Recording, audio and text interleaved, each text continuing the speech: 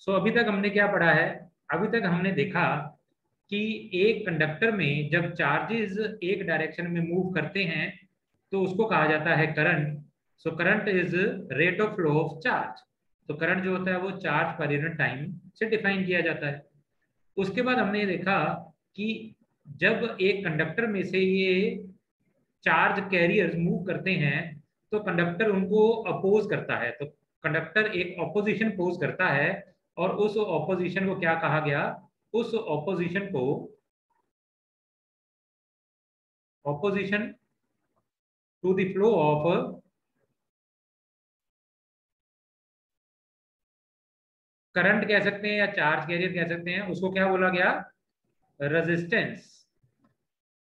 तो एक particular conductor अपने अंदर से फ्लो करते हुए करंट को अपोज करता है और उसको रेजिस्टेंस कहा जाता है, उसकी प्रॉपर्टी रेजिस्टेंस कहलाती है। फिर term I resistivity.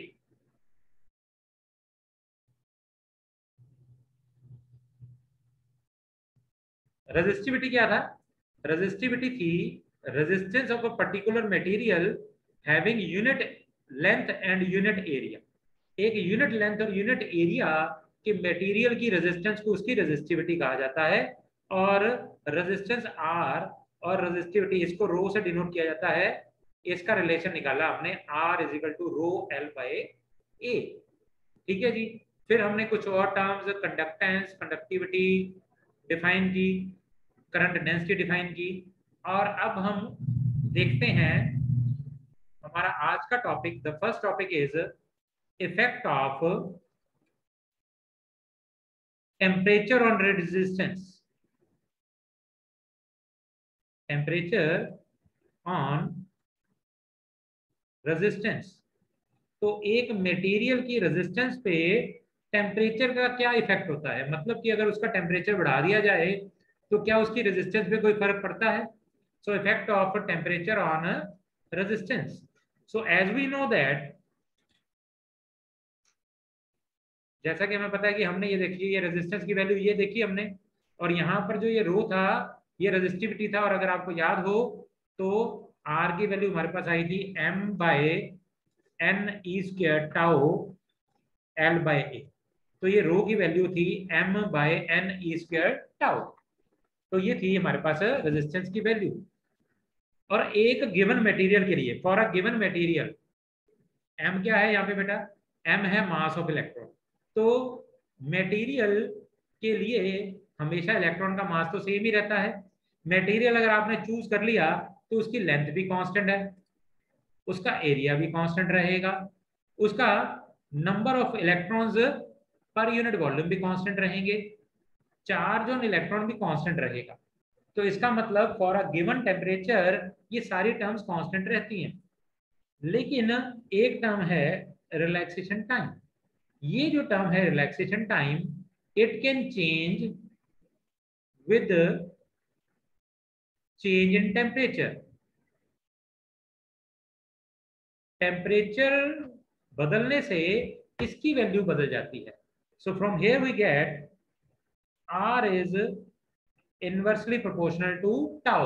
And what is tau? Tau is average relaxation time. तो tau है एवरेज रिलैक्सेशन टाइम। तो हमारे पास as the temperature increases, temperature बढ़ाने से क्या होगा? देखो अगर आपको ध्यान हो, एवरेज रिलैक्सेशन टाइम क्या था?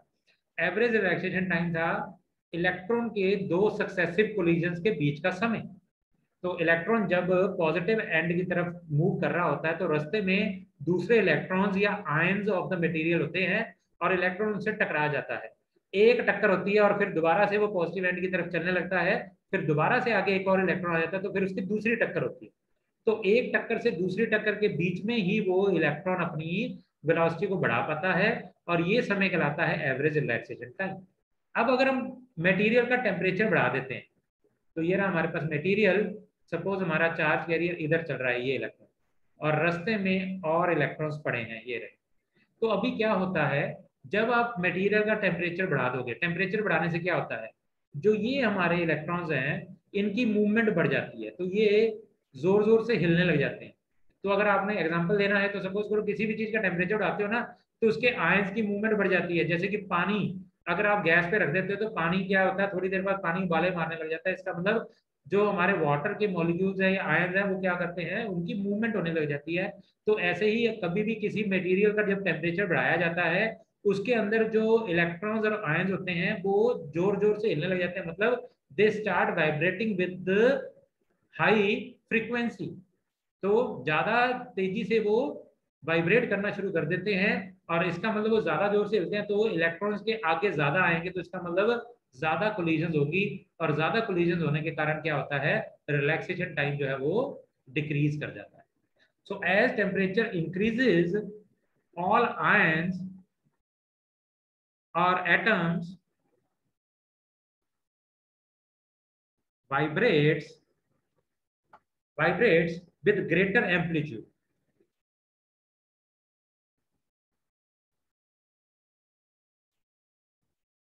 मतलब कि जोर जोर से ऊपर नीचे होना शुरू कर देते हैं। तो जोर जोर से ऊपर नीचे होना शुरू करते हैं and frequency of collisions also increases. तो कोलिजन्स की फ्रीक्वेंसी बढ़ जाती है। This reduces the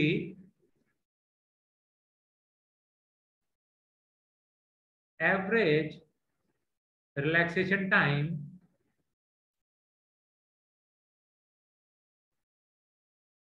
tau। Hence the value of electrical resistance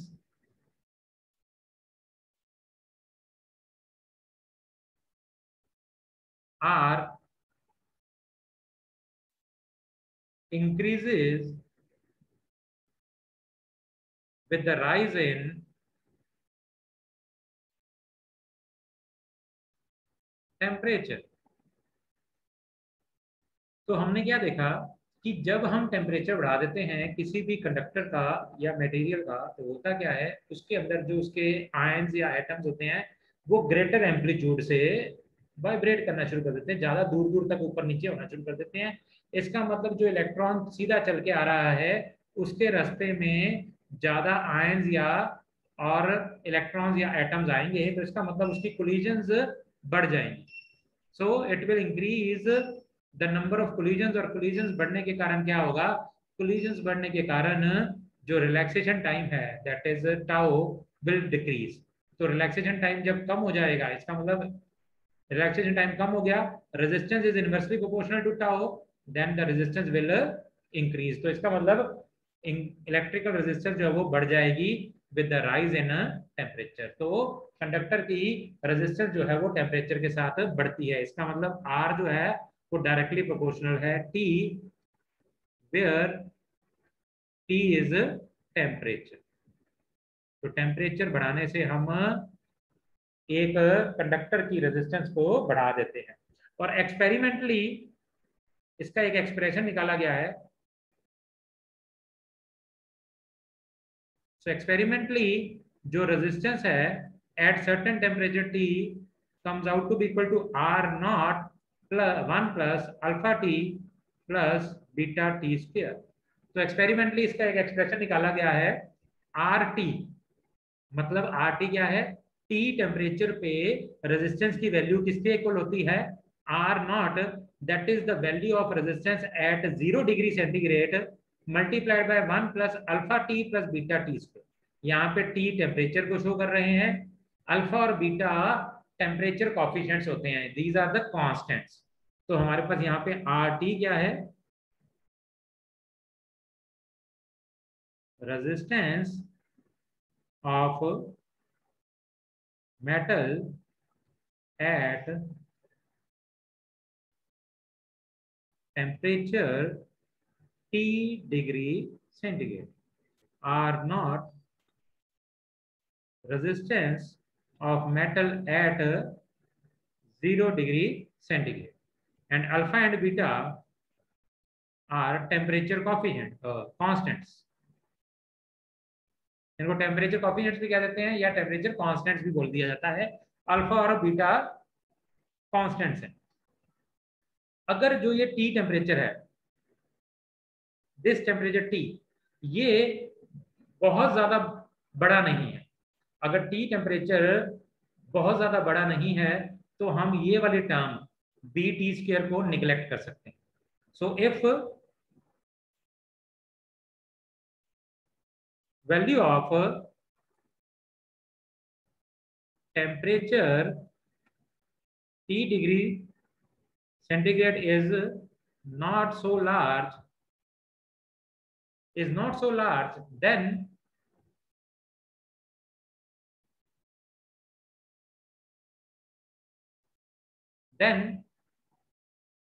beta can be neglected.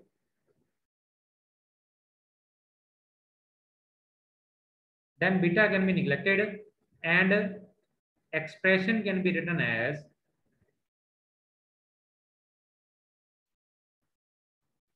तो बीटा को हम निगलेक्ट कर सकते हैं, तो हमारा क्या एक्सप्रेशन बन जाएगा, R T is equal to R naught 1 plus alpha T. तो बीटा को निगलेक्ट कर देते हैं, मतलब बीटा को 0 मान लो, तो आर टी की वैल्यू आ गई R naught 1 plus alpha T.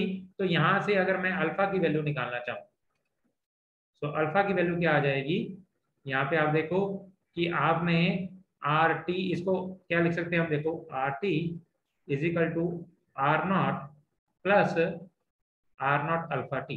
तो ये आर नॉट को इधर ले जाएंगे तो क्या हो जाएगा, R T minus R naught divided by R naught into T. तो अल्फा की वैल्यू हमारे पास ये आ जाए।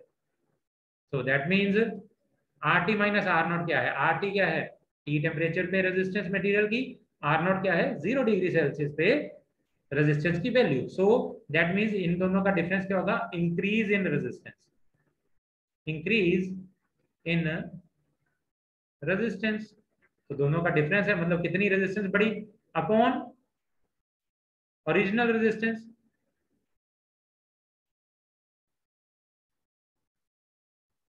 Multiply by rise in temperature. तो यहां से हमारे पास अल्फा की एक डेफिनेशन निकल आई। सो इसको क्या बोला जाता है, टेम्परेचर कॉफिशिएंट। तो हमारे पास क्या आ गया, इधर से एक डेफिनेशन आ गई, बट वी कैन राइट दस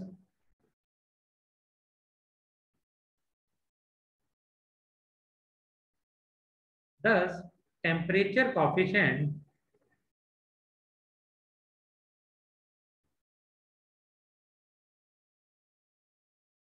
of resistance is defined as the increase in resistance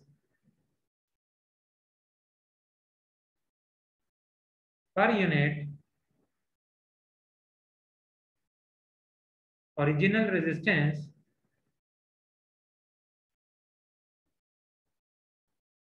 per degree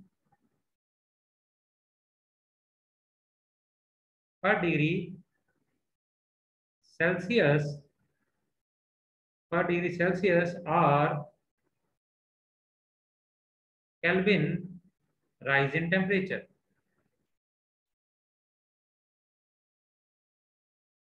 कितना सेल्सियस या केल्विन में कितना टेम्परेचर राइज हुआ।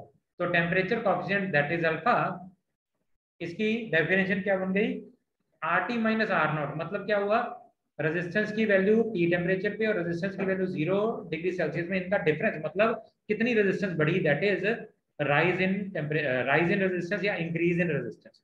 तो increase in resistance per unit original resistance पर डिग्री सेल्सियस और केल्विन राइज इन टेम्परेचर। तो कितना डिग्री सेल्सियस और डिग्री केल्विन में राइज इन टेम्परेचर हुआ। तो this is the value of temperature coefficient of resistance. तो इनको टेम्परेचर कॉफिशिएंट्स कह दिया जाता है या ये कांस्टेंट्स भी कहलाते हैं। तो कंडक्टर्स में क्या होता है, तो टेम्परेचर की dependency in case of conductors resistance is directly proportional to temperature. तो टेम्परेचर बढ़ाने से रेजिस्टेंस बढ़ती है। In case of insulators resistance is inversely proportional to temperature, मतलब इंसुलेटर की रेजिस्टेंस टेम्परेचर बढ़ाने से कम होती जाती है। तो इंसुलेटर की रेजिस्टेंस वैसे तो पहले से ही हाई होती है, कंडक्टर से ज्यादा हाई होती है, क्योंकि इंसुलेटर कंडक्टर से ज्यादा रेजिस्ट करता है करंट को, तभी अपने अंदर से फ्लो ही नहीं करने देता। तो टेम्परेचर बढ़ाने से कंडक्टर की रेजिस्टेंस बढ़ती है, जबकि इंसुलेटर की रेजिस्टेंस कम होने लग जाती है। तो टेम्परेचर बढ़ाओगे तो इंसुलेटर की रेजिस्टेंस कम होगी। और in case of semiconductors also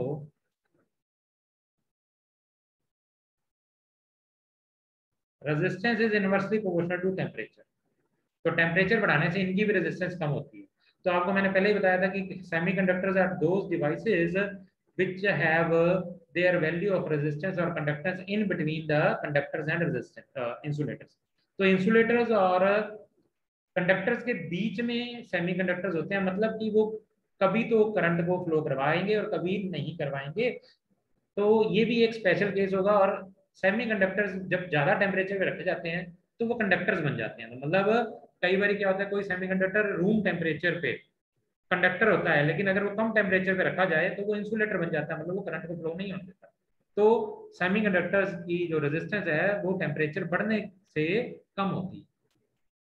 so this was the case of dependency of resistance on temperature. और टेम्परेचर के साथ हमारे रेजिस्टेंस की वैल्यू कैसे बदलती है, तो ये था हमारा। Now variation of electrical resistivity with temperature. Resistance की जगह अब क्या आ गया, resistivity. So variation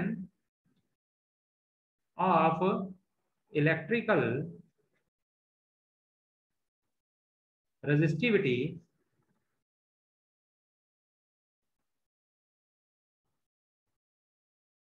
variation of electrical resistivity with temperature.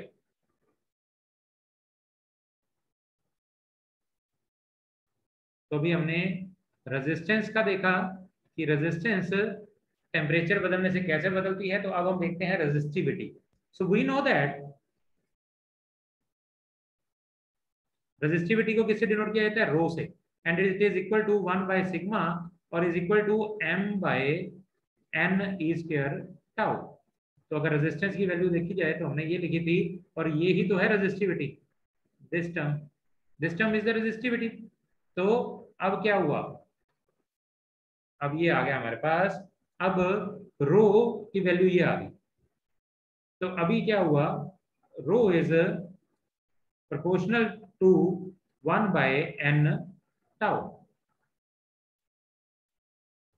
तो इधर क्या होता है, majority of the significance is of tau. तो टाउ का सिग्निफिकेंस है मैक्सिमम। एन का सिग्निफिकेंस कहां पे आता है, in case of semiconductors only. तो टाउ से ही इनवर्सली प्रोपोर्शनल है हमारा रो, जैसे रेजिस्टेंस भी थी। सो कंडक्टर्स के केस में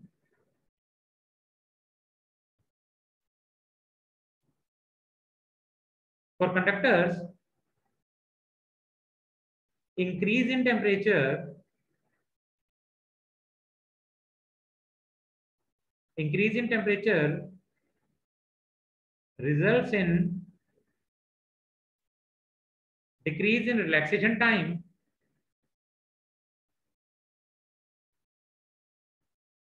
that is tau. Hence electrical resistivity of conductors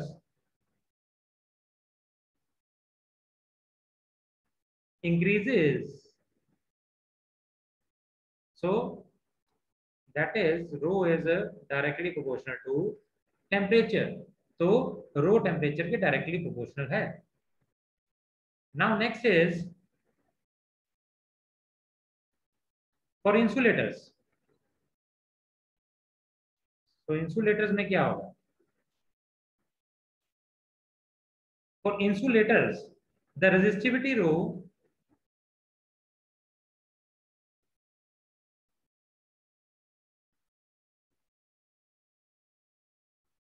increases exponentially. I will write it again. Increases exponentially, कि मतलब ग्रेटली इंक्रीज करती है, exponentially with decrease in temperature.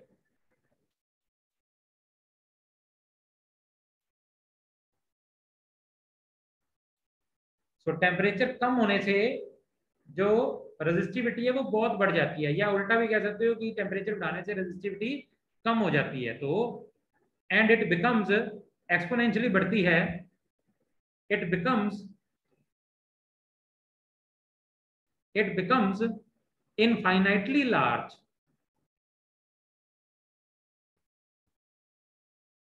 it becomes infinitely large at temperature near absolute zero, that is electrical conductivity, of insulators is almost zero at 0 Kelvin। तो insulators के case में उनकी resistivity जो है वो टेम्परेचर गिरने से बहुत ज्यादा बढ़ती है, एक्सपोनेंशियली इंक्रीज करती है। तो we can say that the resistivity is inversely proportional to temperature. लेकिन इनवर्सली नहीं बोल सकते इसको एग्जैक्टली, क्यों? क्योंकि एक्सपोनेंशियली बढ़ती है, मतलब ड्रास्टिकली अगर आपने टेम्परेचर को आधा कर दिया तो वो कई गुना बढ़ जाएगी, एक्सपोनेंशियली इंक्रीज कर जाएगी, और becomes almost zero, absolute zero temperature पे अब आपकी जो इनफाइनाइटली लार्ज हो जाएगी रेजिस्टिविटी या कंडक्टिविटी, एब्सोल्युटली जीरो हो जाएगी। तो कंडक्टिविटी ऑलमोस्ट जीरो हो जाएगी 0 केल्विन पे, या हम कह सकते हैं रेजिस्टिविटी इनफाइनाइटली लार्ज हो जाएगी। तो इसका मतलब ऑपोजिट ही है उसका। Next is for semiconductors.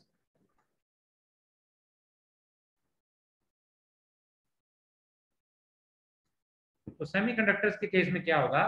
तो सेमीकंडक्टर्स में भी रेजिस्टिविटी जो है वो इनवर्सली प्रोपोर्शनल टू टेम्परेचर होती है।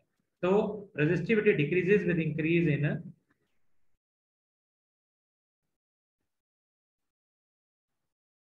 resistivity decreases with increase in temperature,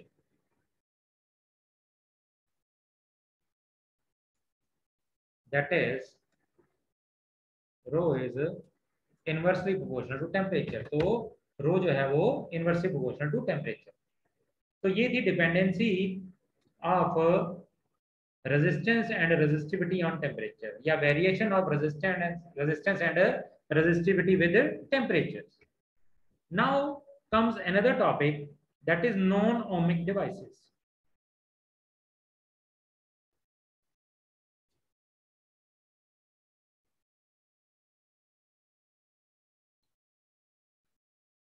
Now comes another topic, that is non-ohmic devices। Wait a minute।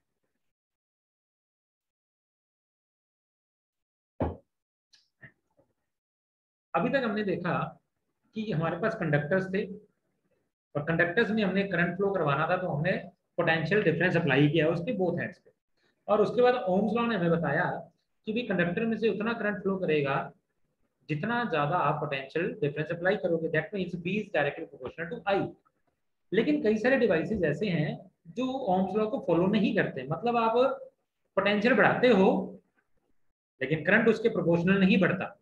तो वो डिवाइसेस जो ओम्स लॉ को ओबे नहीं करते उनको कहा जाता है non ohmic devices. So non ohmic devices, those devices which do not obey Ohm's law. तो जो ओम्स लॉ को ओबे नहीं करते, ओम्स लॉ क्या था, कहता कि पोटेंशियल बढ़ाओ तो आपका करंट प्रोपोर्शनली बढ़ेगा, लेकिन कई डिवाइसेस जैसे आपने पोटेंशियल बढ़ाया लेकिन करंट नहीं बढ़ा, तो इसका मतलब ओम्स लॉ को फॉलो नहीं कर रहे हैं। तो those are called non ohmic devices, उनको कहा जाता है नॉन ओमिक डिवाइसेस। एग्जांपल्स हैं वैक्यूम ट्यूब्स, सेमीकंडक्टर डायोड्स,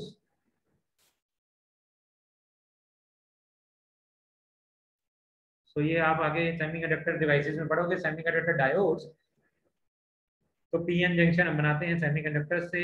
उनमें क्या होता है, मैंने बोला कि वो कंडक्टर्स जो सेमीकंडक्टर डिवाइसेस होते हैं वो इंसुलेटर भी होते हैं। तो हम क्या करते हैं, हम पोटेंशियल बढ़ाते हैं, करंट नहीं चलता, फिर पोटेंशियल बढ़ाते हैं, नहीं चलता, बढ़ाते हैं, नहीं चलता।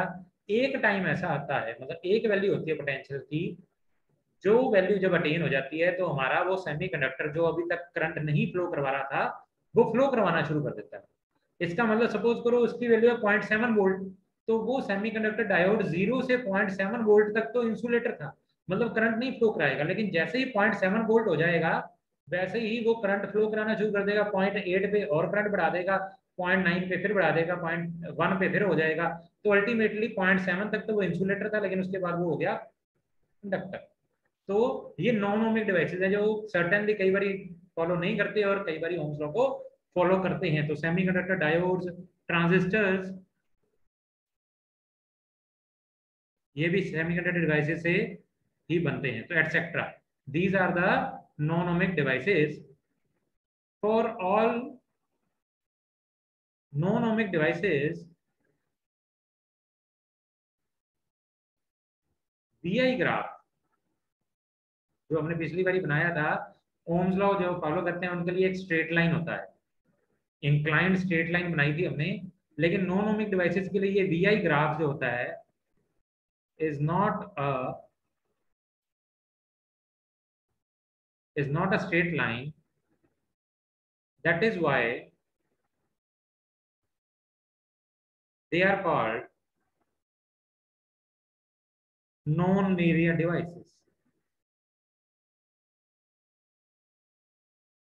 इसीलिए इनको नॉन लीनियर डिवाइसेस भी कहते हैं। तो नॉन ओमिक डिवाइसेस के लिए वीआई ग्राफ जो हमारा, अगर याद हो आपको, तो हमने वीआई ग्राफ बनाया था। तो हमारे पास क्या था, हम पोटेंशियल बढ़ाएंगे तो करंट भी बढ़ेगा। तो ये ओमिक के लिए एक स्ट्रेट लाइन था, इनके लिए कुछ इस तरह का हो सकता है।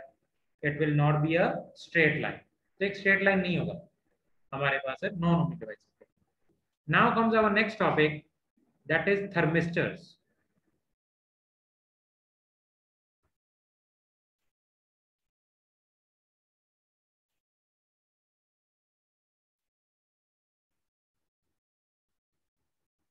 थर्मिस्टर, थर्मिस्टर एक डिवाइस होता है। थर्मिस्टर को हीट सेंसिटिव डिवाइस कहा जाता है। तो ये हम कुछ मेटल्स से बनाते हैं, मेटल्स के ऑक्साइड से मिलकर बनता है ये डिवाइस। और ये एक हीट सेंसिटिव डिवाइस होता है।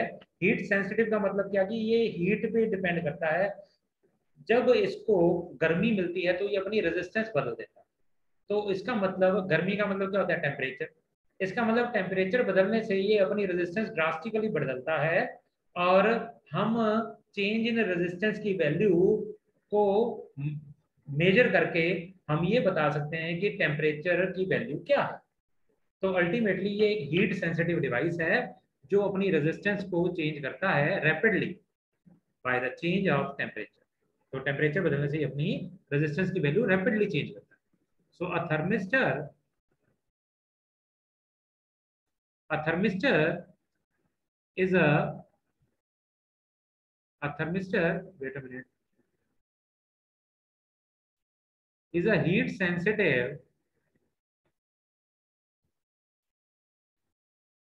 sensitive device whose whose resistance or resistivity whose resistivity changes very rapidly with change of temperature.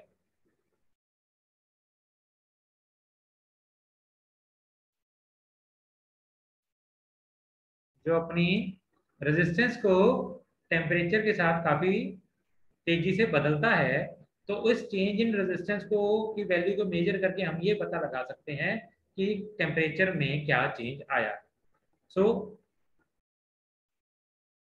Thermistors ये कई सारे मेटल्स के ऑक्साइड से मिलकर बनता है। तो थर्मिस्टर्स आर प्रिपेयर्ड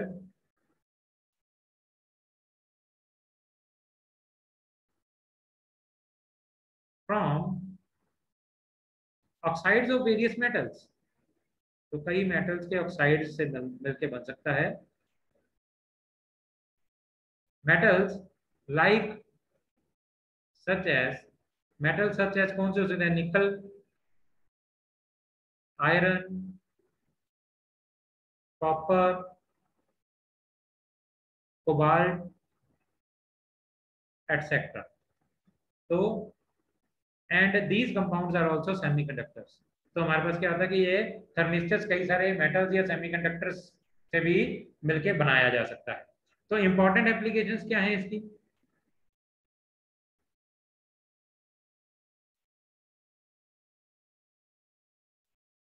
तो थर्मिस्टर्स की इंपॉर्टेंट एप्लीकेशंस क्या हैं कि कहाँ कहाँ पर ये यूज हो सकता है? To detect small temperature changes,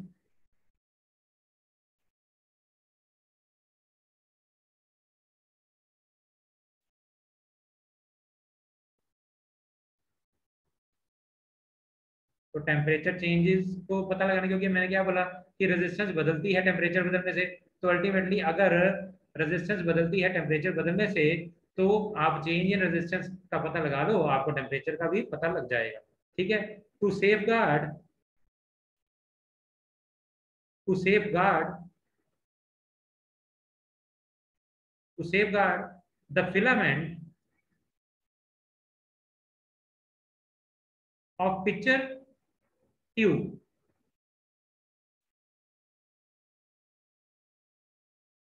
against variation of current।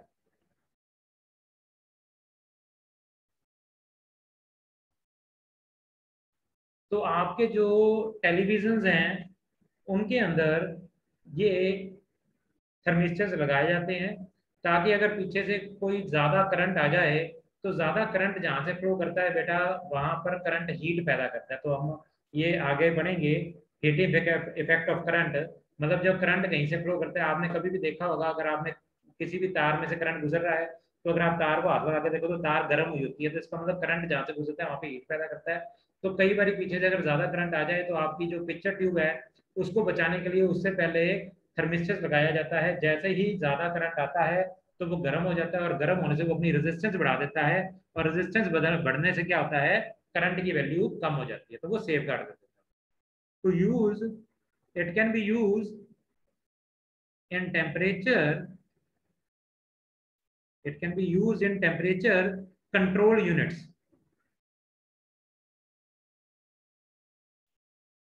of industry। तो इंडस्ट्री की टेम्परेचर कंट्रोल यूनिट्स में भी ये यूज किया जाता है। और इसका एक और यूज है, that is it can be used for voltage stabilization.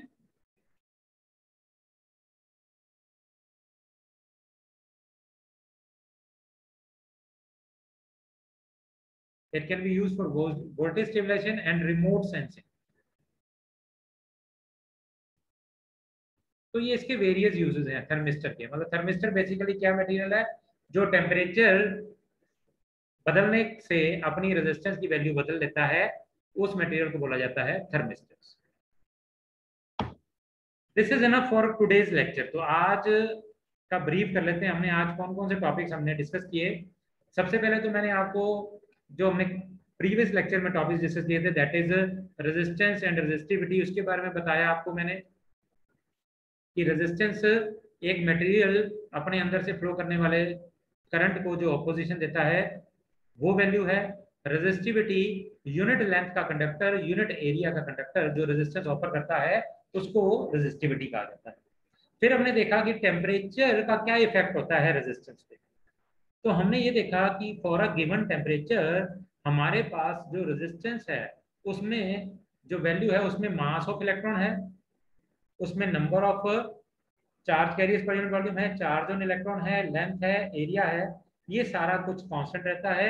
और टेम्परेचर के साथ सिर्फ और सिर्फ ये tau, that is the value of relaxation time, बदलती है। तो टेम्परेचर बढ़ाने से क्या होता है, टेम्परेचर बढ़ाने से हमारे मटेरियल में जो उसके आयंस या एटम्स है वो काफी ज्यादा एम्पलीट्यूड के साथ वाइब्रेट करना शुरू कर देते हैं, जिसके कारण हमारे चार्ज कैरियर के रास्ते में वो आते हैं ज्यादा से ज्यादा, और नंबर ऑफ कोलिजन्स जो है वो बढ़ जाते हैं। तो नंबर ऑफ कोलिजन बढ़ने के कारण हमारा जो रिलैक्सेशन टाइम है चार्ज कैरियर का वो कम हो जाता है। इसका मतलब टेम्परेचर बढ़ाया गया तो रिलैक्सेशन टाइम कम हो गया, और रेजिस्टेंस जो है वो रिलैक्सेशन टाइम के ऑपोजिट है, इसका मतलब रेजिस्टेंस बढ़ गई। तो टेम्परेचर बढ़ाया तो रेजिस्टेंस बढ़ गई, that means the resistance is directly proportional to temperature. और एक्सपेरिमेंटली उसकी वैल्यू निकाली गई, R T is equal to R not multiply by 1 plus alpha T plus beta T square. यहाँ पे R T resistance of metal at T temperature, R not resistance of the same metal at 0 degree centigrade, alpha and beta are temperature coefficients. अगर T जो है वो ज्यादा बड़ा नहीं है तो बीटा को निगलेक्ट किया जा सकता है, और आर टी की वैल्यू हो सकती है R not multiply by 1 plus alpha. तो यहाँ से अल्फा की वैल्यू निकाली गई, और अल्फा की वैल्यू क्या आ गई, it is the ratio of increase in resistance to the original resistance and per degree rise in temperature. तो इसकी एक डेफिनेशन हमने निकाली। कंडक्टर्स के लिए रेजिस्टेंस टेम्परेचर के डायरेक्टली प्रोपोर्शनल होती है। इधर हम इसको स्मॉल टी की जगह इसको कैपिटल टी लिखना चाहिए हमें, तो क्योंकि हम कैपिटल टी से डिनोट कर रहे हैं। तो रेजिस्टेंस जो है वो टेम्परेचर के डायरेक्टली प्रोपोर्शनल है। इंसुलेटर्स में रेजिस्टेंस इनवर्सली प्रोपोर्शनल है टेम्परेचर के, और सेमीकंडक्टर्स में भी ऐसा ही है। फिर हमने रेजिस्टिविटी की भी वेरिएशंस देखी, और रेजिस्टिविटी के केस में भी सेम आया, resistivity is directly proportional to temperature for conductors. For insulators resistivity जो है वो एक्सपोनेंशियली बढ़ जाती है जब टेम्परेचर को कम किया जाता है। मतलब है तो इनवर्स ही, लेकिन एक्सपोनेंशियली बढ़ती है, इनवर्सली नहीं कह सकते उसको, एक्सपोनेंशियली इंक्रीज करती है। तो रेजिस्टिविटी एक्सपोनेंशियली इंक्रीज करती है with decrease in temperature, that means electrical resistivity जो है वो इनफाइनाइट हो जाती है फॉर एब्सोल्यूट जीरो टेम्परेचर।